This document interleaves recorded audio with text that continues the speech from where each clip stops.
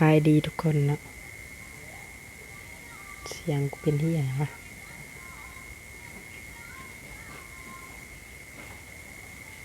อะไรวะ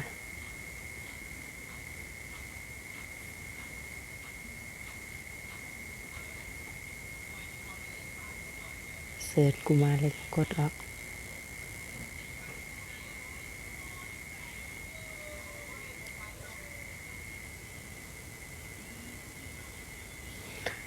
มาลุ้นสิได้ลินปลาอยู่วะ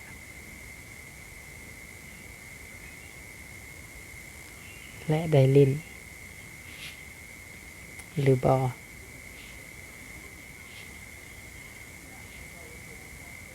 ไม่บ่ยอมเปลี่ยน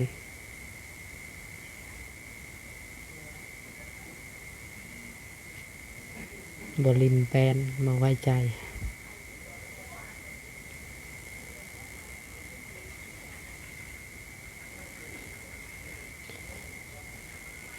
5 แท็ก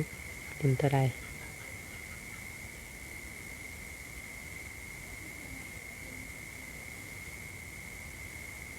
ถ้าเบิ่งฟังนั่นก่อนเนาะเพื่ออาจจะไปแก้ทางได้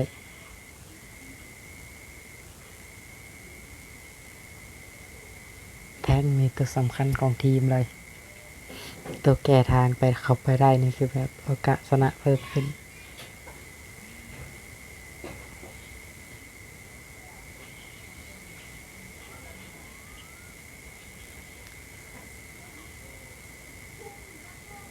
วิลิต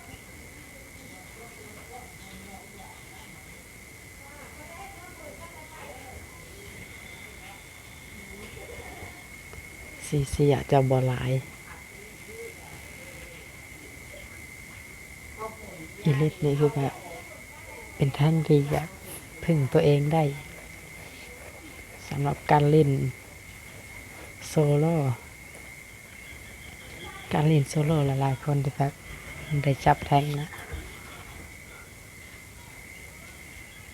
ต้องเอาตัวที่พึ่งพาตัวเองได้เพราะทีมบ่เป็นห้าอย่างเลยไว้ใจบ่ได้นอกจากจะไปกับหมู่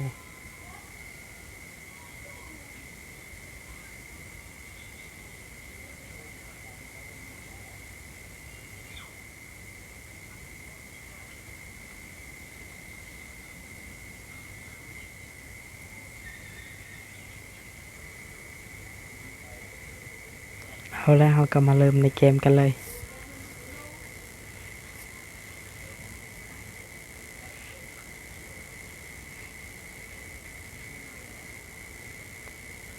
เริ่มแรกเราก็มาช่วยปลาฟาร์มก่อนเลย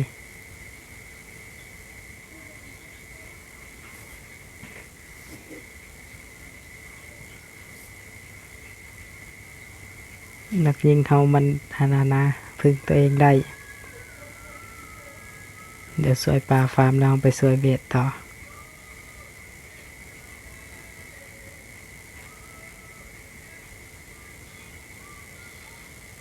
แต่เบิ่งถ้ามียาวน่าจะบ่ไหวละเจอ2-1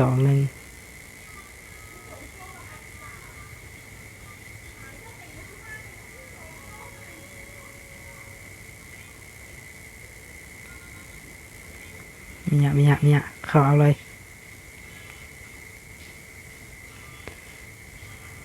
นั่นแหละ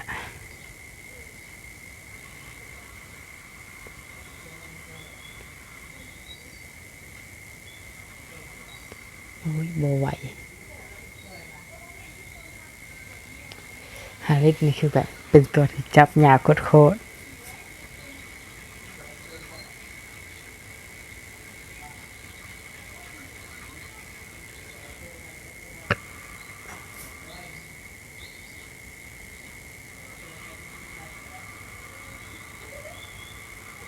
เดี๋ยวมันลุมไล่ล่ากันเนาะ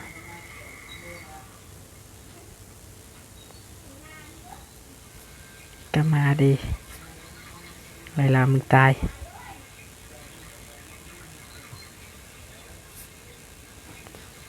โอ้โห3 ตัว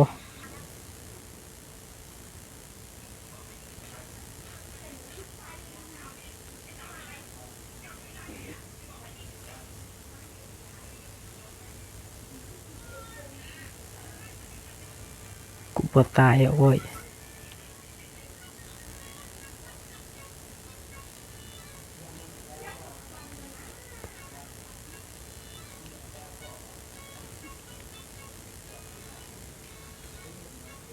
นั่น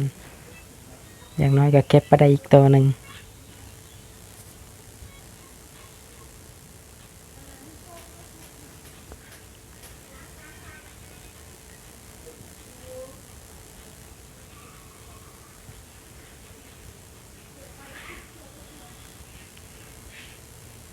เงียบก่อนไปละไป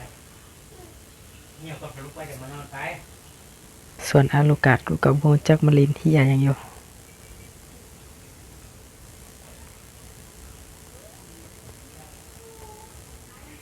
โบไหวเว้ย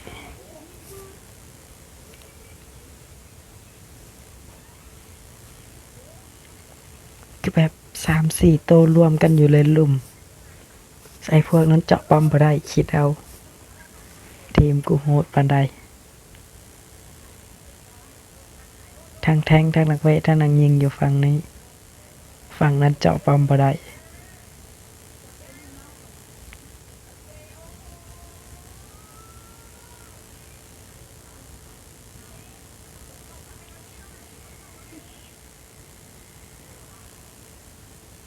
ย่านแม้กระทั่งนักเวท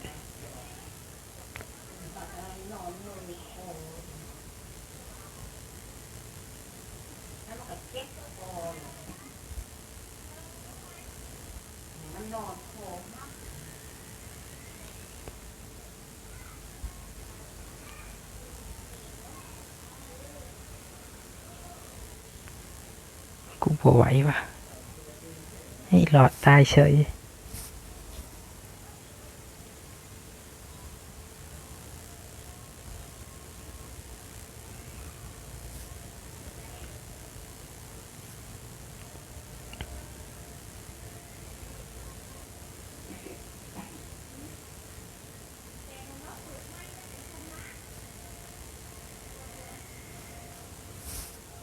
ฟาร์มไปก่อนตอนนี้ยังบ่มีของ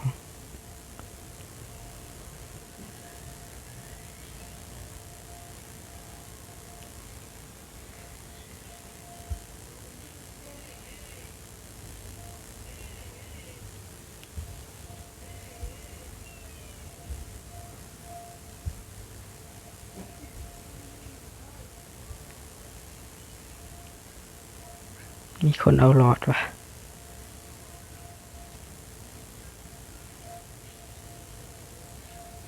มีของละ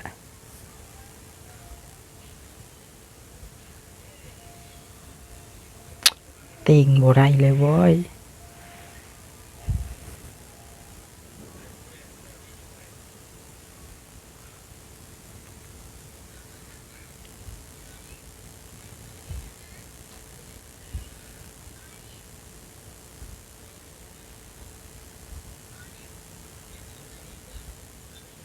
มันว่ายังกินนี่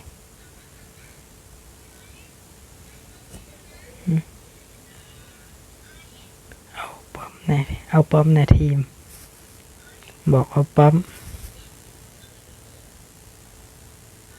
อาโลกาแต่มึงเฮ็ดเหี้ยยังบ่เป็นเลยเนี่ยนะ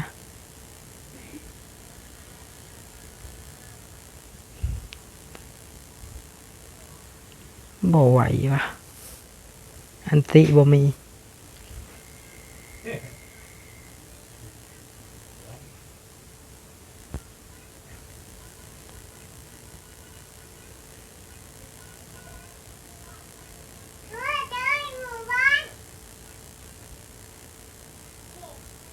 โอ้ยแล้ว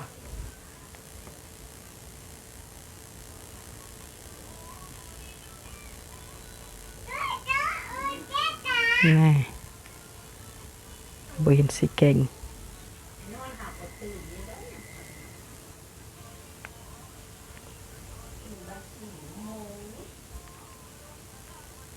เป็นเกมที่ตึงมือพอสมควร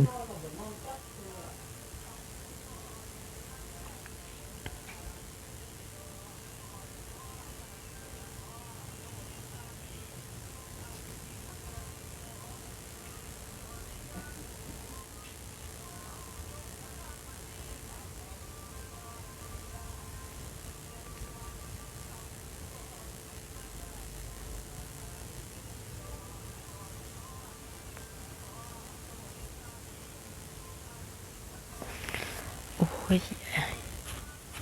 ตายตอนใด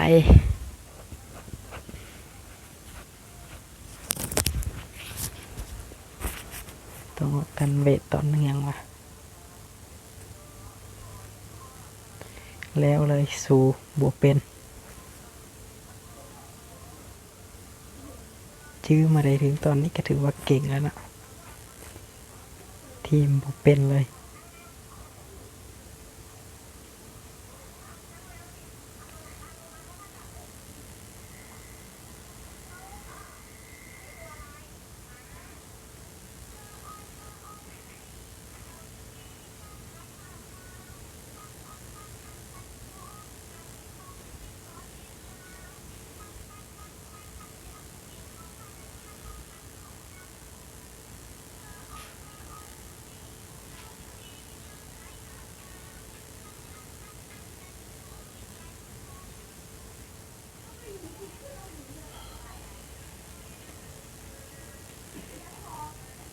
รวมตัวเล่นล่าง แต่ว่าฮาริส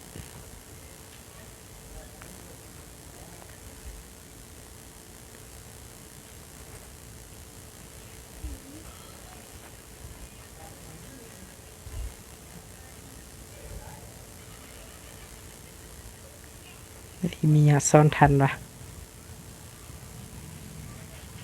เดี๋ยวรอ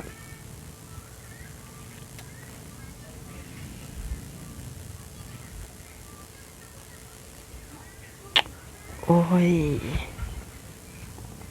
สกิลนานมากเกิน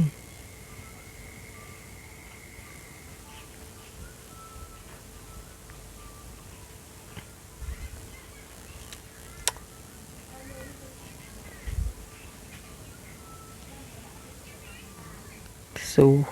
โบเป็ดเลยอาลูกากับโบเป็ดแล้ว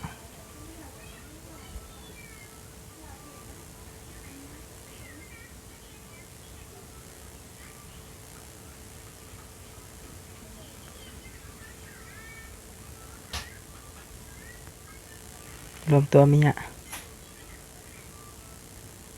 ตายเกี้ยงว่ะ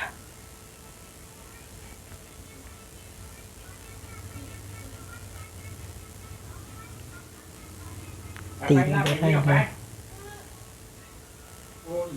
แพ้แล้วแหละ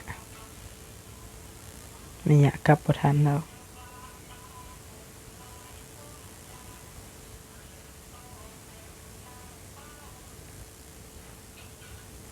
กูว่าแล้ว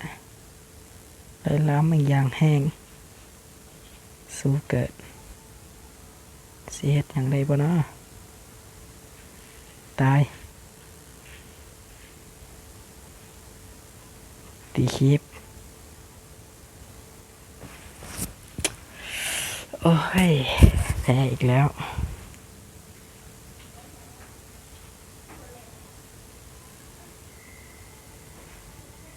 ดีฟรีดาวกูหายอีกแล้ว มีป้องกันดาว